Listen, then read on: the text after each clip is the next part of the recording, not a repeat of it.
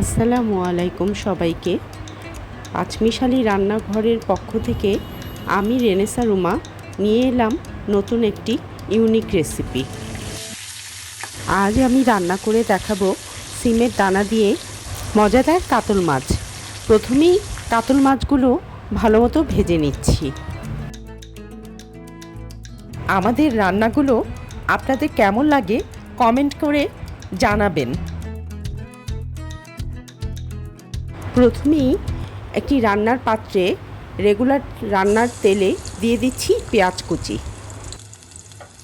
পেঁয়াজ ভাজা হয়ে গেলে আমি দিয়ে দিব হলুদ গুঁড়া, মরিচ গুঁড়া, ধনিয়া গুঁড়া, জিরা গুঁড়া, আদা রসুন বাটা আর সামান্য পরিমাণ পানি।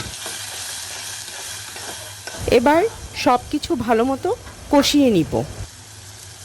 ভিডিওটি লাইক, কমেন্ট এবং শেয়ার করতে ভুলবেন না।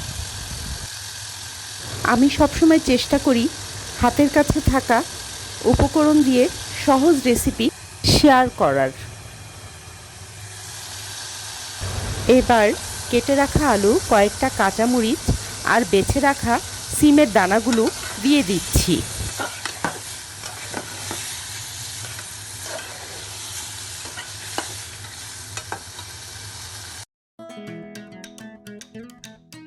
এবার সব কিছু ভালো মতো কষাবো।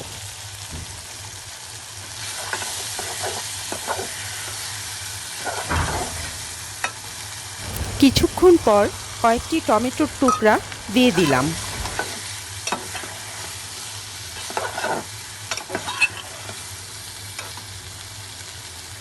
এবার দিয়ে দিচ্ছি 1 কাপ পরিমাণ গরম পানি।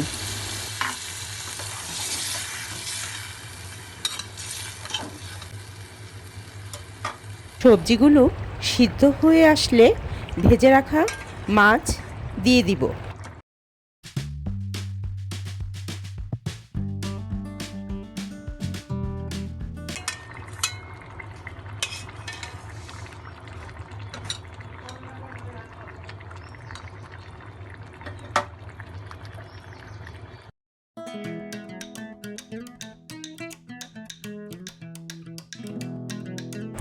কয়েকটি কাঁচামরিচ দিয়ে ঢাকনা দিয়ে ঢেকে দিব।